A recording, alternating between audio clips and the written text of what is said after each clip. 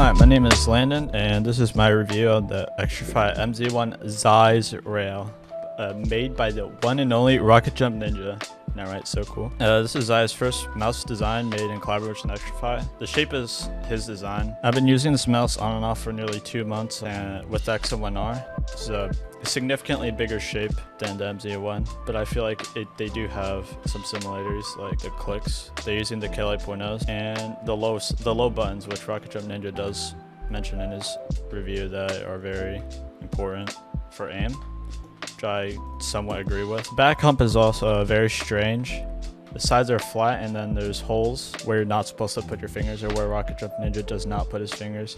So I'm assuming he would hold it like this for, like, I guess palm.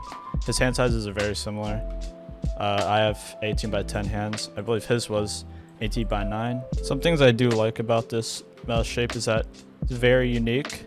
I mean, I feel like it will not work with a lot of people. Like, your hands should be very narrow, I guess, for it to work. I was editing this video and I realized that I believe Rocket Jump Ninja does like the 2:1 ratio, which means that it does simplify to 2:1. Like my friend in Fortnite, I hadn't tested out. I have some gameplay of him using the mouse. He feels very uncomfortable and caused hand cramps.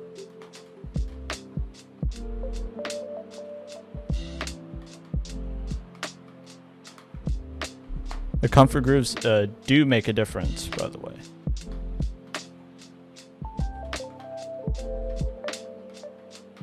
The clicks do, it can click 20 CPS with the 2 milliseconds debounce time, which I do recommend setting it to, by the way. Though the shape is so extreme that it just doesn't feel right, you know? It feels like you're committing a sin. I don't know if I mentioned this already, but the clicks have little to no post and pre-travel, even while messing up the mouse. So, like, I took out the diffusers for the RGB, and still, like, little to nothing. This hump at first was very strange, but I felt like it did help my aim. While having this mouse naturally fit in the hand, or any mouse for that matter, it's very hard to move it back, like, slightly for those micro adjustments. And what does help is this bottom lip. Here, I don't know if I can show it. Here we go. The bottom lip does help. Even on the XM1, there we go. Bottom lip. And Vaxee does advertise that the back, or the bottom lip on the mouse, does help with aim, and I completely agree with that. But for this mouse, the back is so flat that you just move it like the back is basically a lip, if that makes any sense. Cable is very nice and flexible. Coating also is one of the best coatings that isn't glossy for me. I hear it's water resistant, but I'm not gonna just pour water on my mouse right now. Scroll wheel is really far up for me. Like, pressing it, I don't know, it just feels strange. You would get to the parts where it didn't make much sense, if any sense at all, about this mouse, and stuff I just didn't like about it.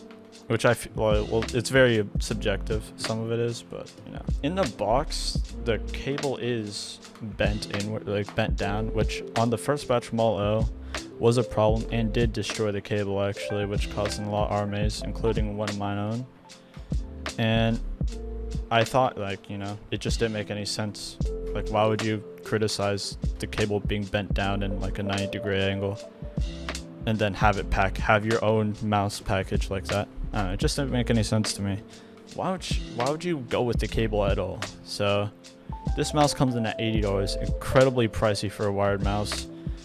And his top 4 mice are wireless, which includes the Starlight 12 Medium Small, the G Pro Super Light, and the Razer Viper Ultimate. And the fact that he went wired with this is a bit weird, considering that the Razer Viper Ultimate does sometimes come in below, like, or at $80, and it just didn't make any sense to me, considering that the Razer Viper Ultimate does come with the charging dock, which I do not have. Another complaint was the RGB. What is the point of adding RGB if you're gonna make it super light? Not only that, but there's so many buttons down here. You have 4 different sliders for RGB, polling rate, lift off distance, and an extra key for F11, I believe, and then another DPI button. Like, at this point, you may as well just either have the RGB and make software and just, like, not care about these buttons on the bottom, or actually you could put buttons on the bottom. but make software, especially with RGB, and or just not include it at all. Like, I didn't see the purpose of including RGB. Didn't make it, like, the RGB looked actually kind of bad in my opinion. Like, I'd rather use the mono RGB, honestly. The click latency was like a combination of 3 different buttons, I believe. You may as well include that on the bottom, like Vaxee Outset and MP01S or MP01. And in my opinion, this is just not a mouse I can recommend. Like, $80 is so much money for a wired mouse. You can get you can literally get 2 Viper Minis for $60 and have $20 extra to do something else with your life. Maybe get like Grubhub orders or something. I believe $60 is the price for the Orochi V2, which does get a lot of praise. I have not tried it myself. Anyway, this is the review of the Xtrfy MZ1 designed by Rocket Jump Ninja.